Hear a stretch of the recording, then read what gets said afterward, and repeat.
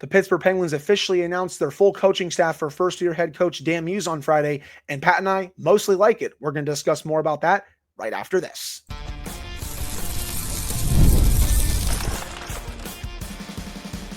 You're Locked On Penguins, your daily podcast on the Pittsburgh Penguins. Part of the Locked On Podcast Network, your team every day. Hello and welcome back to another episode of the Locked On Penguins podcast. I am one of your hosts, Hunter Hodes. You can follow me on Twitter at Hunter Hodes, joined by my co-host, Patrick Dave. You can follow him on all social media platforms at SindenForWet, and you can follow the show's Twitter at LO_Penguins, and we are now on Instagram. You can follow our show's Instagram at LockedOn_Penguins. Of course, thank you all so much for making this your first listen/watch of the day. We are free and available on all platforms. And finally, today's episode is brought to you by Game Time. Download the Game Time app, create an account, and use code LOCKEDONNHL for $20 off your first order. So the Penguins, they made a pretty big announcement on Friday announcing the full coaching staff for first-year head coach Dan Muse. And as I said in the cold open, Pat and I are mostly pretty happy about this. We already discussed Nick Bonino a little bit earlier this week when he himself confirmed that he was joining the organization as an assistant head coach. I still think he's going to be mostly working on the penalty kill, working with the forwards. He played a lot on the penalty kill as a player. Of course, he was a forward. He has good relationships with the big three and Brian Rust. He's very smart. I think he's going to bring all those attributes here to the Pittsburgh Penguins, and Pat and I are cautiously optimistic that he will do a good job. But another big hire that was announced today, Todd Nelson coming over from the Hershey Bears in the AHL. He was the head coach of Hershey, helped them win back-to-back Calder Cups in 2023 and 2024. And he did a really nice job with helping develop some of the Capitals' really young players, especially Connor McMichael. I think he did a really nice job with him when he was down there. You look at the player Connor McMichael is now, it's been crazy to see him develop into a really good middle six to top six option for the Capitals. Ethan Frank, he's done a really good job in Hershey under Todd Nelson. I think he's going to be pushing for more of a full-time role. Hendrix LaPierre, he did a nice job developing under Nelson. Not as much for Alexi Protas, just because Protas didn't play as much down in Hershey. But still, when you look at some of these other players that he's helped develop, he's done a really good job, and he's going to be working with quite a few young players here. He has a lot of coaching experience, Pat, both in the AHL and the NHL. So there's the veteran that you and I have been kind of wanting the Penguins to hire. Obviously, it's not Jay Woodcroft or some of these other veteran coaches with other NHL experience, but we had been wanting them to bring in a veteran coach who's been around the game for a while, and Todd Nelson is definitely that guy. As for the other two, Troy Paquette, he comes on as the team's assistant video coach, and then Rich Clune is also an assistant coach as well. Kyle Dubas knows both of them very well. They've spent time with the Toronto Marlies. You have Rich Clune. He was the assistant coach for the Anaheim Ducks this past season. Before that, he was with Toronto. And then, of course, with Paquette, he will be the assistant video coach behind Madison Nickel, who, remember, he's going to be staying on with the Penguin staff. And then, very weirdly, Andy Chiodo is still the team's goaltenders coach. We're going to get to that a little bit later, but Pat, your thoughts on the new hires? I think they're absolute home runs. Todd Nelson is a coup to me because this is a guy who looked like he was very much ready to return to a head coaching job in the NHL, not as an assistant coach. So bringing him on, I know that I've heard. It's funny you say that. I don't mean to interrupt you. I was DMing with one of my friends today, and he literally even said, you could have Todd Nelson as the head coach and Dan Muse as the assistant. It's like, honestly, you're not wrong. It's just obviously we have the opposite here, but go ahead. I just found that funny. And that's actually what I was building towards is I don't know if they will give him an official title as like associate head coach or something like that, or if he's just strictly going to be the assistant coach. The news release and everything today said assistant coach. Yeah. So I imagine that's what his title is going to be for now. But this tells us everything we need to know about what this organization is trying to do, and that is development. Dan Muse, we've talked at length about how good he's been as a developmental coach. Todd Nelson did an incredible job with the Hershey Bears for the last 3 years. The proof is in the pudding for that. His win percentage over those 3 seasons is well above 700. So that's a pretty solid job considering who he's had to work with. Nick Bonino, we talked about, that's a good bridge to the veterans and into the younger guys who have to learn from a cerebral kind of player who was not quite a journeyman, but also wasn't a superstar. I'm not going to go all the way into the history of Rich Clune, Dickie Clune, if you will, but he is a guy that when the guys who were, regardless of what happens to them in Toronto, when the Matthews, Marner, Nylander, all of those guys were starting to come up and starting to develop, Clune was brought in as basically a guy who worked with them very closely. Maybe not so much on an NHL roster, but unlike Pittsburgh, the AHL affiliate is right there in Toronto. So Clune was brought in to help those guys mature, to work with some of the supporting cast that they were going to call up to work in Toronto. So having this staff in place really tells us that they are all in on developing young talent, and they got a lot of very good coaches who are going to be pretty good at doing that. Right. And we all know Rich Clune was a very tough customer during his career. You look at his coaching history, Pat, these last few years. He was a development coach for the Maple Leafs in 22-23. He was also an assistant coach for the Marlies in 23-24.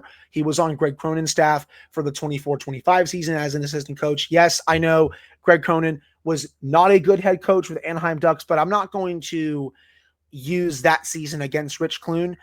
I know that this is one of Kyle Dubas's quote-unquote guys, but I'm still excited to see how he does here, considering that he has been with the Maple Leafs organization for a very long time. Even before he was a development coach or even assistant coach for the Leafs and the Marlies, you know, Pat, he was a player for a long time for the Marlies organization. He has been with the Leafs, if you think about it, going back all the way to the 2015-16 season. He was with them, then he was with the Marlies for a long time, then he became a development coach, worked his way up to be with the Ducks, and now he's going to be with the Penguins. So he's been around for a while. He's been up and down from the NHL and the AHL. Again, very tough customer. So, you know, they're going to try to bring in some more physicality potentially this offseason. Maybe look for that with some of their draft picks next week as well. But I'm excited to see how he does. And then, of course, for Troy Paquette, if you look at his history, he's been the video coach for the Toronto Marlies these last 4 seasons. Before that, he spent time in the OHL, and now he will be the assistant video coach of the Penguins. So he also knows Kyle Dubas very well, going back to his time in Toronto. So both of these, at least, they're 2 of Dubas's guys, but I still think they're fine hires. Oh, absolutely. Clune is somebody who it'll get mocked a little bit because he's such an old school hockey guy. Yeah. But that still carries a lot of value. And again, I'll reiterate this point that I've brought up so many times. The best coaches often were not the best players. They were guys who had to earn everything. They were guys who had to be students of the game. It didn't just come to them naturally. Obviously, you make it to the professional level, you have some level, a pretty high level, I would add, of natural talent. You're one of the best, but having to earn everything, having to work for everything at the professional level and cutting your teeth there really can help you become a better coach. And I implore everybody to look up Rich Clune's whole story and history, the things the guy has gone through, the things he's overcome. This is somebody that can be a good emotional leader on the bench, and almost, it's kind of similar to Nick Bonino, a bridge between the players and the coaching staff, because you know Muse and Nelson are going to be the coaches. You know those 2 guys are going to be X's and O's, development, footage, running practice, and you can have Bonino and Clune almost like extra players out there. They can lighten the mood when you need it. They can give you a kick in the ass when you need it. They can tell you stories or impart wisdom on you from their playing days. So I'm really happy with the majority of this coaching staff that the Penguins are going to have next season. It's a nice mix, right? Like Todd Nelson, he's been coaching for a while, both in the NHL and the AHL. You know what you're going to get from him. Dan Muse, he's been coaching for a while as well. Hasn't been an NHL full-time head coach, but he's still been coaching for a while. He has the X's and O's. And then Nick Bonino, he's never coached before, but you still have that player-to-player relationship that a lot of the players on the bench are really going to respect. And the same thing goes for Rich Clune, but he does have a little bit of coaching experience for him as well. So I really like the balance with this new look staff, and it's nice seeing some fresh blood coming in here with hopefully some fresh new innovative ideas. That's the one main thing that I've been really looking for with the new staff, and I really hope that we get it with all these new hires. But that'll do it for this first segment. Coming up in the second segment, it looks like Andy Chiodo will be staying around as goaltending head coach per the Penguins announcement. Is that a good thing? Pat and I are going to discuss that right after this. There's nothing like the NBA Finals, the energy, the rivalries, the nonstop action, and with Game 7 on the horizon, there has never been a better time to see it live, and Game Time makes it getting in the building faster and affordable. They give you last-minute ticket deals, zone deals for deep discounts, panoramic seat views, and all-in pricing with no hidden fees. Plus, ticket prices often drop the closer you get to tip-off time, so you can score big without overpaying. You can save huge with zone deals. They pick the best seats at the lowest price. Right now, zone deals are offering 10% off exclusive zone deals for FIFA Club World Cup matchups. Seeing my full seat view before checkout gave me total confidence before I clicked the purchase button. Game Time includes fees up front and backs every order with their ticket coverage guarantee, covering cancellations, job loss, and even offering their 24-hour returns. Take the guesswork out of buying tickets with Game Time. Download the Game Time app, create an account, and use code LOCKEDONNHL for $20 off your first purchase. Terms apply. Again, create an account and redeem code LOCKEDONNHL for $20 off. Download the Game Time app today. Last-minute tickets, lowest price guaranteed.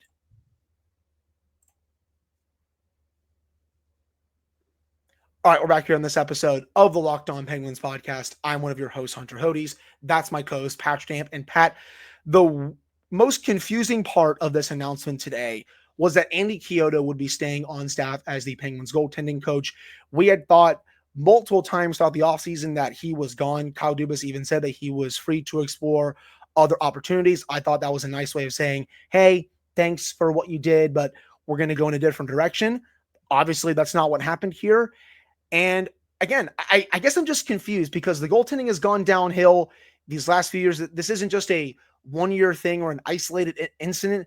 This is a multi-year thing where the goaltending has regressed under Chiodo. I really felt like bringing in a new goalie coach to give Jari or Ned or Blomqvist or even Murashov down the line fresh new ideas would be very beneficial to them. But they decided going against that. Just really weird vibes about that. I disagree about keeping him on the staff. I'll be honest. I don't have really an opinion on it. Like okay, so that's incorrect of me to say. I have an opinion on it, but I think it's more that I don't think it's that big of a deal one way or the other. I think he did a good job getting these guys to the NHL, because before he was the full-time Penguins goaltending head coach, he was the goaltender development coach and worked mostly in the AHL and the ECHL. He was able to shepherd Matt Murray through. He was able to shepherd Tristan Jarry through. And at the end of the day, I look at it this way. Matt Murray, his guy was Buckley, who was let go a few years ago after Murray left, and Chiodo took over. Matt Murray's been with two different organizations now and hasn't figured it out. I think Matt Murray got hot at the right time, had a run, and regressed into whatever he ultimately became. Tristan Jarry, I think he's just a pumpkin. Like, I think there's still a good goalie in there, but I think that he's hit a mental block, and it's just not going to work in Pittsburgh. I think we saw what he did at the end of the season, showed that there is still a serviceable starting goaltender, but it's not going to work here. And at the end of the day, I said this to you before we hit record, because I know that we're going to disagree on this. This isn't me pre-arguing with the internet. This isn't me saying that, oh, Andy Chiodo is great and the Penguins are great, you can't criticize them, but can you name any of the other 30 NHL goalie coaches? Like, I think at this point, Later, baby, before he stepped away from his day-to-day duty with the Rangers, but he was very good for a long time. And I know what you're going to say. Oh, well, Henrik Lundqvist and Igor Shesterkin. Yeah, I know, but he also did quite a good job with them. And during his first year with Jonathan Quick, played fairly well with the Rangers during that year when he was still the full-time goalie coach. So I still think that coaching position matters. Like I get the point that you're making, but when you see time and time again that the same goalies keep regressing, you should make a change at the coach to maybe see if you can bring someone else in to at least try to get a little something more out of these goalies. Because I still expect at least one of, if not both, Jari and Ned to come back. I think at least one of them will, just because of the way the Penguins are right now with their rebuild. And with that, bring in someone else to coach them up a little bit. I think it would have been mutually beneficial for the organization and the goaltending. Again, don't get me wrong. I don't think Tristan Jarry is any good anymore. I think is what he is at this point. I would love to get rid of him if possible. But if you are potentially going to keep him for this season, bring in someone else to see if you can maybe get a little bit more out of him to maybe boost up that value. Same with Alex Nedeljkovic. And I'll also say this to you. Yoel Blomqvist really regressed in the second half of last season. And yeah, I know the Penguins team defense was legitimately awful. They were one of the worst defensive teams in the league. But I hate when some fans say like, oh, it's one thing, like it's team defense or it's just goaltending. No, it's both. And they're hiring new coaches to really potentially fix some of the defensive structure. That's good. But B, I would have wanted them to hire a new goalie coach so you can at least maybe fix some of that, or at least try to as well. Because I think you're just going to keep getting more of the same with Jari and Ned, because that's what they are under this coach. It's both and. You know, like you look at Yoel Blomqvist, he starts the year strong, but the Penguins, they weren't playing horribly, but they weren't good either. And then the rest of the year, that first month and a half was really rough. And then at the end of the year, they just stunk. Like they weren't a good team. And Tristan Jarry kind of stinks. So it's two problems that compounded one another. The team had terrible team defense and they didn't get much better goaltending. And unless it's the aforementioned Igor Shesterkin, who even him couldn't really bail out a bad Rangers defensive team last year. So I don't disagree with what you're saying. Like you might as well try it. You might as well move on and see if you can get something better. But at the end of the day, like Jarry and Nedeljkovic are who they are. Like I think that's pretty well established. And the other thing I'll say is when you inevitably move on from both of those goalies and you hopefully get Yoel Blomqvist and Sergei Murashov up here and we run into the same problems, I think at that point it's a definitive answer. But right now, the Penguins are such a poor defensive team. Tristan Jarry's not a good goalie. And I just don't see a goaltending coach making that big of a difference. I'm not defending him. I don't think he's some can't miss coach that they needed to hold on to. I think they're doing so many things correctly. This one is so far down on my list of things that they've got to address, that they've got to do. And if they were so here's the last thing I'll say. If they would have been able to this offseason, and they still might, if they would have been able to move off of one or both of the goalies and then they brought Chiodo back, I would have been perplexed. But I think they're looking at this as the team defense is terrible. We need to address that. Murashov and Blomqvist are still a couple years away. People seem to like Chiodo. We can hold on to him for now. Don't get me wrong. I think Tristan Jarry is cooked, especially here. I don't think he's going to get, back to some of the elite months that we saw in 2022. But I think people need to realize he was good for a few months that season, good to, if not elite, but some of the other months, not so good. And that's where the inconsistencies came in with his game. My main point was that at least bring in a coach to maybe at least show Jarry and Ned a couple new ideas, some new techniques or something like that. And then also for the organization at large with Blomqvist and Murashov, because they got to get the development of at least one, if not both of those goalies right. And I just don't trust Chiodo to really develop those two, especially at the NHL level. Like that's been my main focus. Like for Jarry and Ned, we know what they are. Like, I agree with you. It still would have been fascinating to see what a new goalie coach could at least maybe show them a little bit. I don't think it would have made like a massive difference for those two, but for someone like a Blomqvist, a Murashov, who are still very much developing, I think it would. So I just think they kind of missed a little bit of an opportunity there to just say, hey, Andy, thanks for all your work here. You've been with the organization for close to a decade at this point, going back to the Rutherford era. And then he was the goaltending head coach during part of the Hextall era. This wasn't even a Dubas hire, by the way. Thanks for everything you did, but we're going to move on. We're going to bring in someone with some fresh new ideas.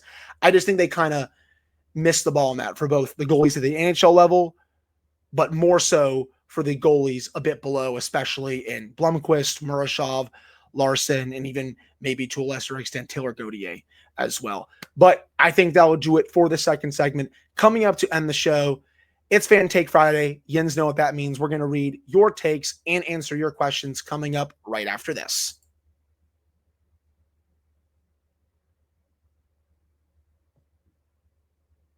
All right, we're back here in this episode of the Locked On Penguins podcast. I'm one of your hosts, Hunter Hodes, joined by my co-hosts, Patrick Damp and Pat. We have some pretty good questions, some good comments today. This first one comes from Pen68. Nick Bonino, if he does indeed coach the penalty kill, which I think he will, Penguins PK unit will return to the top 10 in the NHL this upcoming season under his direction. Don't think that's that much of a hot take. He was a very good penalty killer during his career. The Penguins penalty kill, a lot of times during the Crosby-Malkin era, has been fairly good. So I think with a new coach, especially if it is Bonino, even though he's never coached before, hey, why not at this point? So I like that type of take. I don't know if I would go top 10, but definitely top half. I think part of the problem is going to be that we're going to get a lot of, hopefully, young and experienced players on the roster this year that are going to have to develop, and that might lead to some growing pains. But I do think it'll be better under a guy like Nick Bonino and even a guy like Rich Clune, depending on what role he has with the team. But yeah, I mean, you brought in two guys who played very honest, very two-way hockey in Clune and Bonino. So they know what it takes, especially they know what it takes recently. These aren't guys who are in their late 50s, early 60s. These are guys who they were playing as soon as 3-4 years ago. So I'm excited to see what the Penguins penalty kill can do under this new staff. Yeah, 100% agree with that. And moving on to a couple others here. One person asked, how bad do you see us being this upcoming season? Look, there's been a lot of conjecture out there about, the Penguins being the only team selling. A lot of these other teams are buying, which I do think mostly is true. I mean, you saw Seattle trade for Mason Marchment Thursday night, which obviously that comes a few hours after we dropped our episode about Maverick Bourque. And then, right before we started recording, Pat, he has now re-signed to a 1-year contract with the Dallas Stars. Nice of the Stars to listen to our episode and be like, you want him? Well, we're going to re-sign him. So that first segment yesterday, you can throw that like garbage. You don't even need to listen to it unless you want to hear us talk about a young player that they could have looked at, but there's no reason to anymore because he is now re-signed. But when it comes to this team being bad, do I see them bottom 10 next season? Probably yes. Do I see them as the worst team in the league or bottom 3?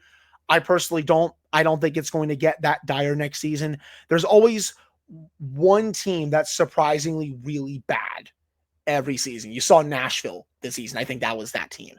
Next season, it could be anyone, but I just don't see the Penguins being a bottom team or bottom 3 team. Bottom 5, maybe, but I don't think they're going to have the worst record or one of the 3 worst records in the league. That's how I see it. Pat, what say you? It's tough. I think here's the thing. I don't think that they're going to be any. I think, let me put it this way. They're going to be bottom half of the Metro Division. They're going to finish anywhere between 5th and 8th in the Metro Division, I think. There's so many X factors going into this year that you bring up Nashville last year. They were supposed to be a cup contender. Mm-hmm. They very much were not.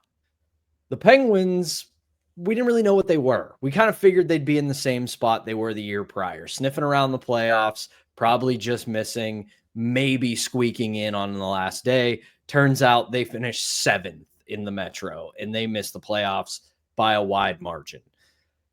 The thing I look at the Penguins for this year is what next steps do these young guys take? How good can McGroarty and Koivunen be? What does Sid have left in the tank? Can Letang reasonably rebound? Is Erik Karlsson still going to be here? We don't think he will, but if he is, what can he do next season? What has Evgeny Malkin got left? Can he realistically bounce back? So it's really tough to say, and I don't want this to come as a cop-out. Like, I could see them being a surprising team next year that stays in the mix for most of the year.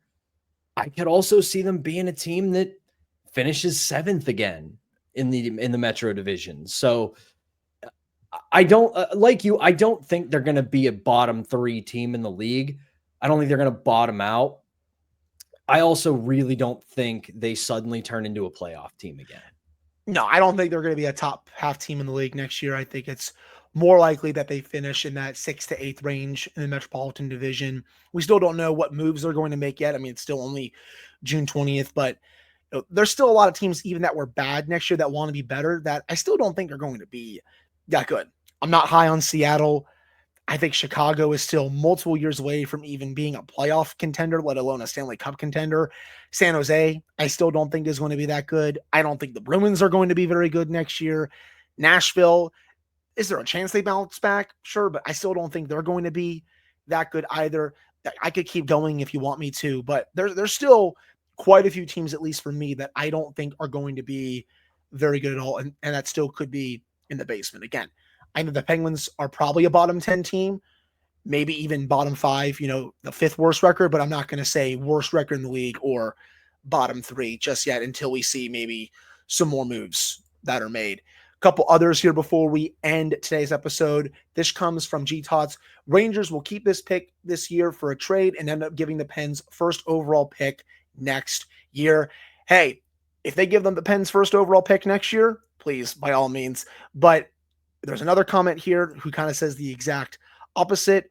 Pens fan 0082 says, if the Penguins get the Rangers pick this year, they should keep it and not try to move up in the draft. Would rather have 2 solid prospects than just 1 good prospect. Hey, I think that's a totally valid take, but if Porter Martone starts falling, I think you could see Kyle Dubas start getting a bit itchy and maybe moving up, dangling a couple of those picks to move up to 7, 8. But that's only if Martone starts falling. If he gets picked in the top 4, top 5, which he should, I don't think he's going to look to move up at all. But hey, we got 5 days before we find out if the Rangers are keeping that pick or if they're giving the Penguins the pick next year. Normally, I would agree with this take of if you get the Rangers pick, just use them. If they were in the bottom half of the draft this year, and they're not. And it's not a particularly deep draft. And I look at it this way. I agree and have applauded Dubas's Bill Belichick style asset management, where he's going to try to get 4 to 5 prospects than 2 to 3, because you get more of a chance of those working out. But if you have 2 back-to-back picks in a not particularly deep draft and a couple of teams near the top of the draft who want to take immediate steps, if you can trade to get their big pick higher up with those 2 and maybe even say package it along with a Brian Rust, Ricard Raquel, whomever, to say Chicago or Nashville, I think that's the better play this year, because at the other end of it, you still have a boatload of picks in the following rounds and on the next couple years. So if you have both of them this year, I think you would be better served to try to use them in a package to move up. But if nobody bites, obviously use both picks.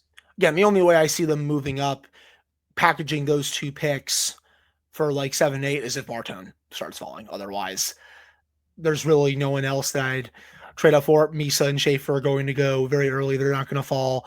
James Higgins, I don't think is going to fall either. The only one that's really been talked about falling is Porter Martone.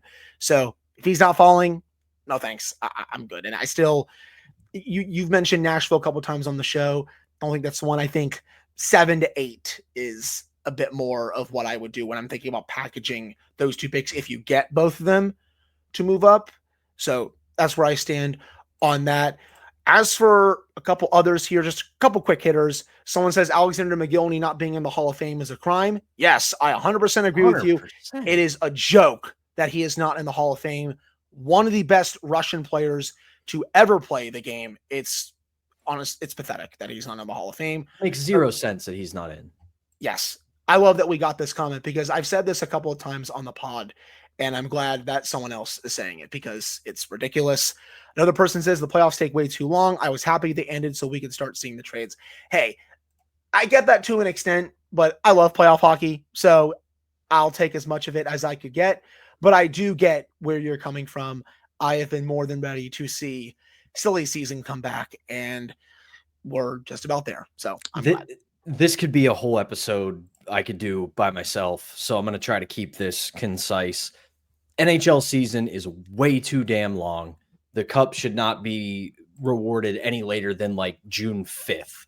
The season, if you're going to keep it at 82 games, for the love of God, make it matter. Play more in conference games, in division games. I know everybody wants to see every player and every team, but as we have seen for the last few years, a bunch of teams don't care about home ice. They don't care about the standings.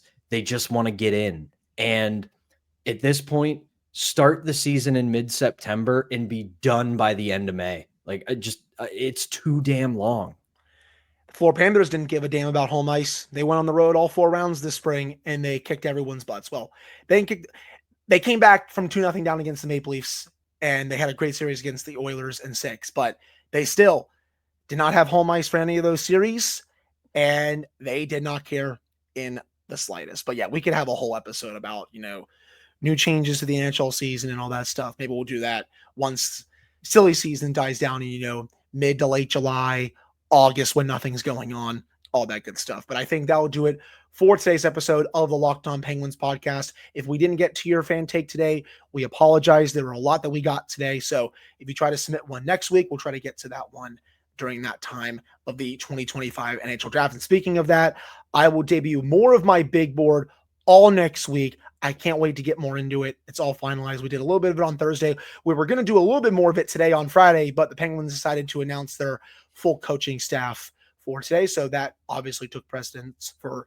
obvious reasons, but we'll dive more into that coming up next week. And it's going to get really busy here. Draft is coming up. And then right after that, people, it's free agent frenzy and trade season. Keep it right here on Locked On Penguins for all of your breaking news surrounding the Pittsburgh Penguins. And with that, for Patrick Damp, I am Hunter Hodes. Thank you guys so much for tuning in. We appreciate it. We'll be back on Monday.